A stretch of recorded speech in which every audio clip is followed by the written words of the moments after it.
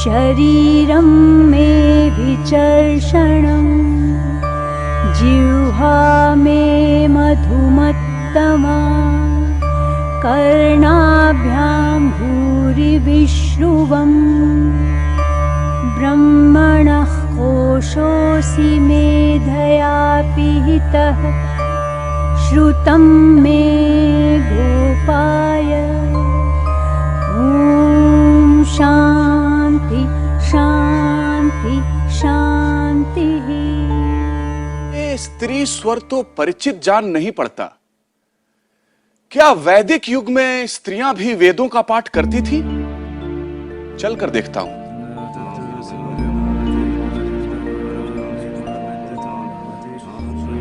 ओहो, तो यह स्त्री स्वर वचकनु की पुत्री वाचकनवी गार्गी का है।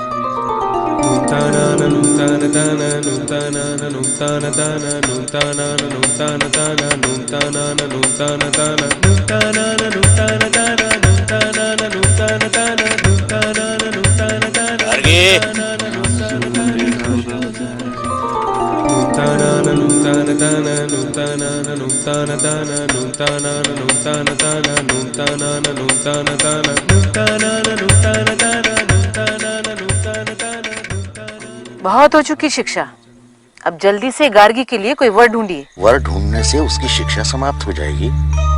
मैं बाप बेटी से बहस नहीं कर सकती। नहीं देना मुझे गार्गी को, किसी ऐसे ऋषि को जो सिर्फ ज्ञान की साधना में लगा हो। कान खोल करके सुन लीजिए, संसार के सारे सुख चाहती हूँ अपनी बेटी के लिए। सुन रहे हैं ना?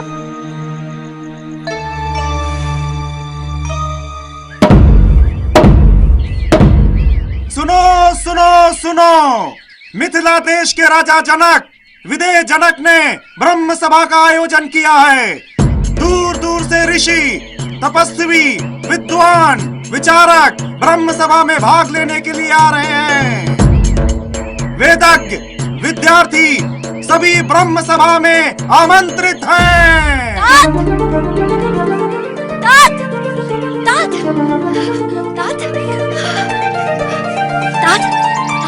विदेह जनक ने फिर एक बार ब्रह्म सभा का आयोजन किया है।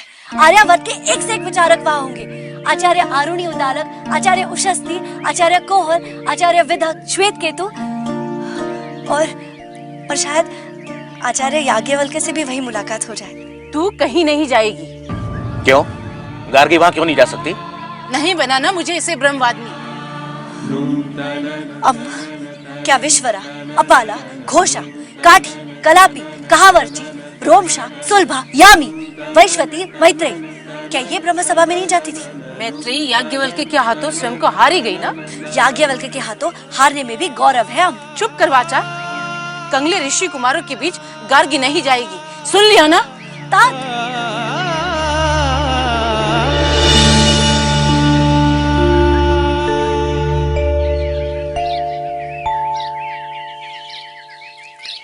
तात, घोषा को असाध्य रोग था ना? हाँ, शायद कुष्ठ रोग था। तो फिर वो ठीक कैसे हुआ? दीर्घतमा की पौत्री घोषा ब्रह्मवादिनी थी। असाध्य रोग के कारण वह विवाह से वंचित रह गई थी। ज्ञान का सुख तो था, पर शरीर का सुख नहीं। शायद वही एक कामना उसके मन में शेष रह गई थी। वह देवों के चिकित्सक अश्विनी कुमारों के पास प्रार्थना करने गई। अश्विनी कुमारों ने उसकी वह कामना पूरी करने के लिए उसे ठीक कर दिया। और तात, मुझे भी असाध्य रोग है। बेटा, यह तुम क्या कह रही हो?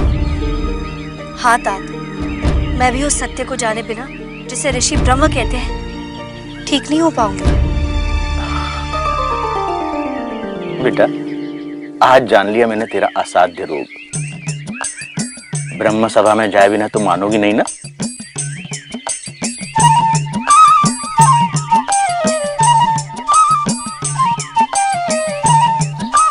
तो अपनी माँ को बताए बिना चुपचाप यहाँ से चली जाना। मैं सब संभाल लूंगा।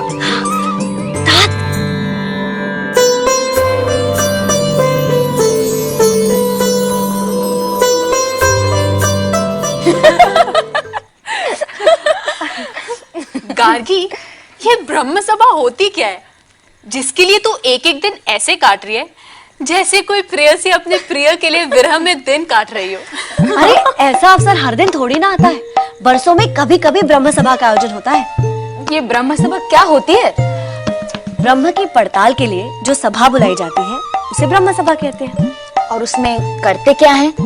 चर्चा। चर्चा किसकी? ब्रह्म की। सर्वम खलविदम ब्रह्म। संसार में हम जो कुछ भी देखते हैं वो सब ब्रह्म है।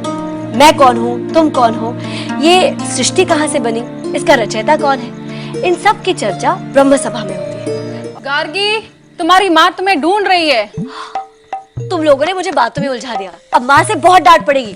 डांट नहीं, ब्रह्म क्या?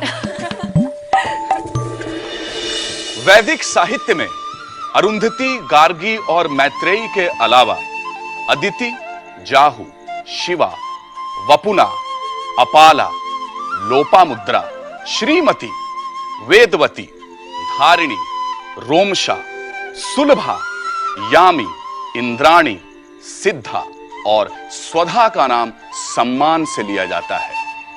और विदेह जनक की उस ब्रह्म सभा में दूर दूर से कुरु और पांचाल देश के ब्राह्मण इकट्ठे हुए। उनमें जारतकारु आर्तभाग, उशस्त चाक्रायण, कहोल कौशितकेय, आरुणि उद्दालक, विदग्ध शाकाल्य और गार्गी भी थी। विदग्ध, आज याज्ञवल्क्य को जीतने नहीं देना है, समझे? सोकामयत बहुस्यां प्रजायेति सतपोतप्यत सतपस्तप्त्वा। हे पूज्य ब्राह्मणों, आप में जो ब्रह्मनिष्ठ हो, सर्वश्रेष्ठ ब्रह्मज्ञानी हो, वह मेरी गौशाला में खड़ी 1000 गायें, जिनके सींगों पर 10-10 स्वर्ण मुद्राएं बंधी हैं, ले जाए। 10-10 स्वर्ण मुद्राएं जिनके सींगों पर बंधी हैं, वैसी 1000 गायें।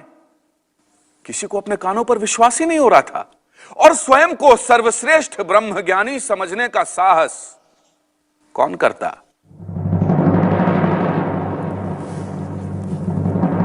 सौम्य सामश्रवा, तुम गौशाला में बंधी गायों को हाँक ले जाओ।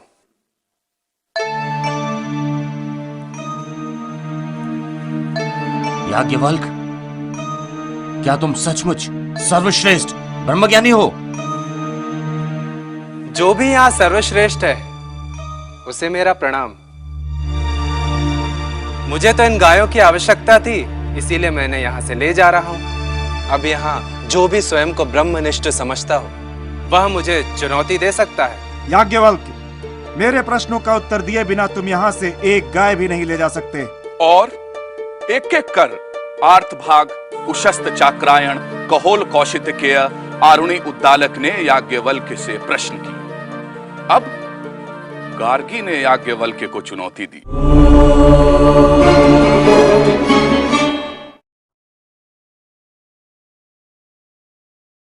पूजनीय ब्राह्मणों, अब मैं वाचक नवी इन्हें 2 प्रश्न पूछने वाली हूं। यदि इन्होंने मेरे दोनों प्रश्न का उत्तर दिया तो फिर आप कभी भी इन्हें ब्रह्म विषयकवाद में जीत नहीं पाएंगे। मैं तैयार हूं गार्गी।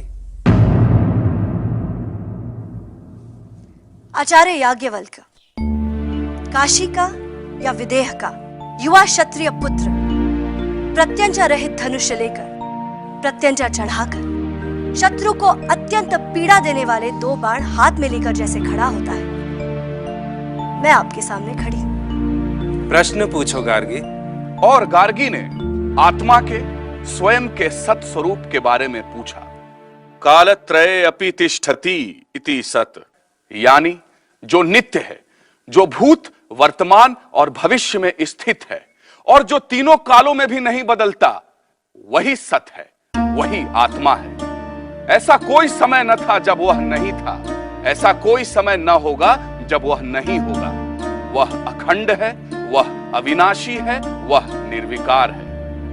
एक रूप से दूसरे रूप में परिवर्तन मृत्यु का द्योतक है। जैसे एक कली मिटकर फूल बनती है, फूल मिटकर फल बनता है और फल फिर बीज, परंतु वह आत्मा परिवर्तनहीन है।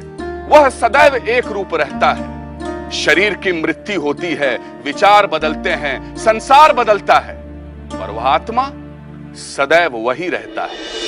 जो आकाश के ऊपर है, धरती के नीचे है और आकाश और धरती के बीच है, जिसे लोग भूत, भविष्य और वर्तमान कहते हैं, उसकी रचना किससे हुई?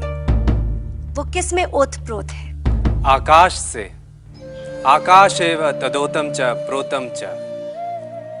आचार्य याज्ञवल्क्य, आपको नमस्कार है, क्योंकि आपने मेरे प्रश्न का उत्तर दिया। अब ये रहा मेरा दूसरा प्रश्न। पूछो गार्गी। आकाश की रचना किससे हुई? वो किस में ओतप्रोत है?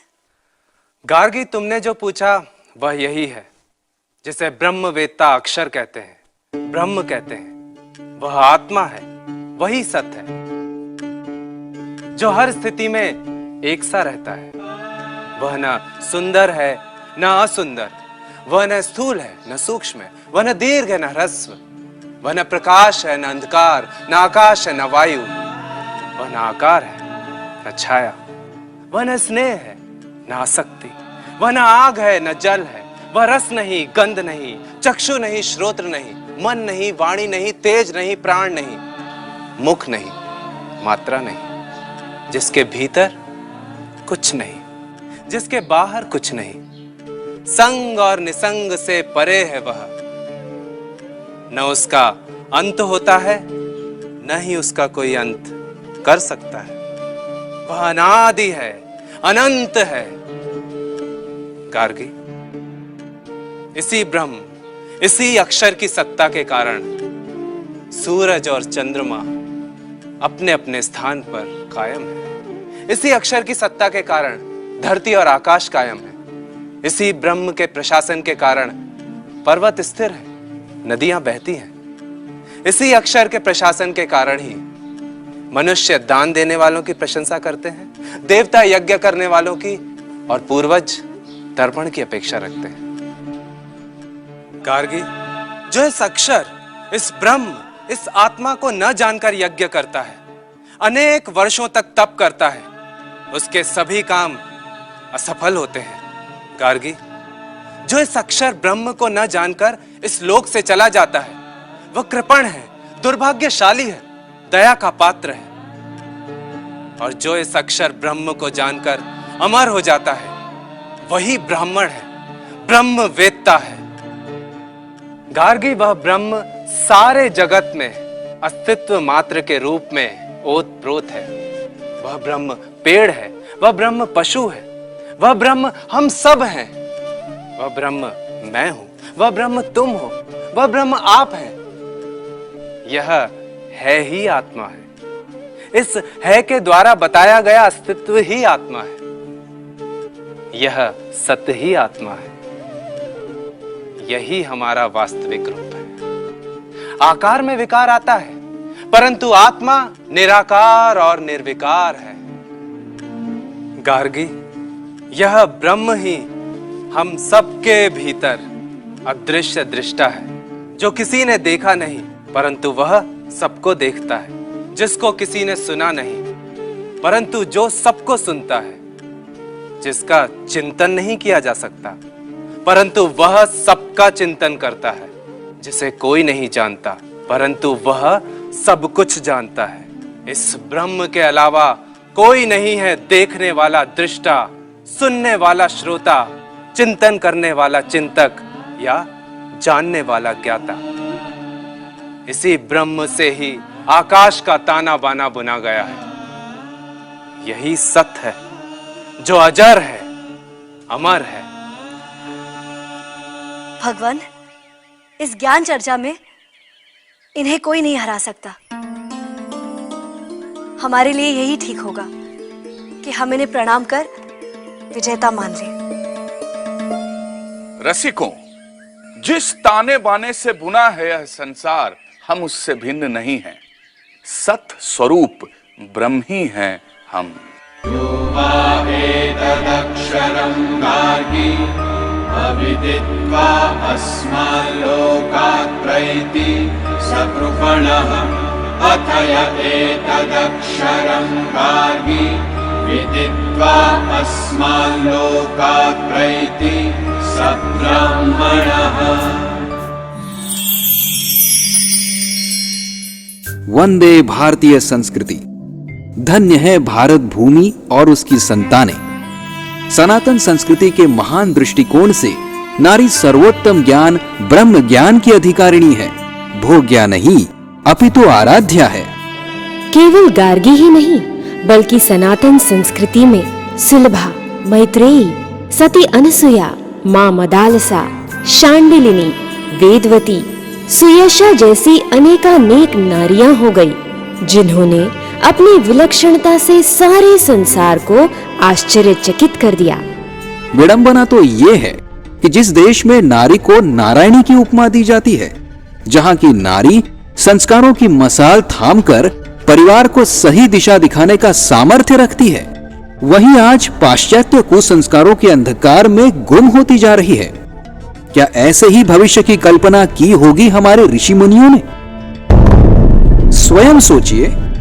ये हमारा सौभाग्य है कि इस युग में भी नारियों को सही दिशा दिखाने, उन्हें ओजस्वी, तेजस्वी, दिव्य बनाने, सर्वांगीण विकास की युक्तियां बताकर उन्हें महानता के शिखर तक पहुंचाने का दैवी कार्य पूज्य संत श्री आशाराम जी बापू कर रहे हैं। पूज्य बापू जी की प्रेरणा से पिछले 50 से भी अधिक वर्षों से अविरत समाज व नारी उत्थान के अनेकों सेवा कार्य चल रहे हैं। बापू जी ने महिला आश्रमों की स्थापना की है, जहां रहकर सैकड़ों बहनें तपोमय जीवन व्यतीत कर रही हैं। साथ ही गृहस्थ बहनों के लिए समय समय पर चले स्व की ओर शिविरों का आयोजन भी होता है, जिसमें भाग लेकर बहनें अपने स्व की ओर अर्थात मानव जीवन के परम लक्ष्य ब्रह्म ज्ञान की ओर अग्रसर हो रही हैं। पूज्य बापू जी ने इस कलयुग में वैदिक काल के समान ब्रह्म ज्ञान की गंगा बहाई है। नारी भी ब्रह्म ज्ञान की अधिकारिणी है, इस सिद्धांत को प्रत्यक्ष किया है और उद्घोष किया है कि नारी तू नारायणी जाग हे कल्याणी। अतः गार्गी, मीरा, शबरी, मदालसा की भूमि पर जन्मी हे भारत की कन्याओं, हे भारत की नारियों, अपने वास्तविक स्वरूप को पहचानो, अपनी सोई शक्तियों को जगाओ, अपने वास्तविक सौंदर्य को निखारो, अपने सच्चे हितैषी संतों का और अपनी भारतीय संस्कृति का सम्मान करो।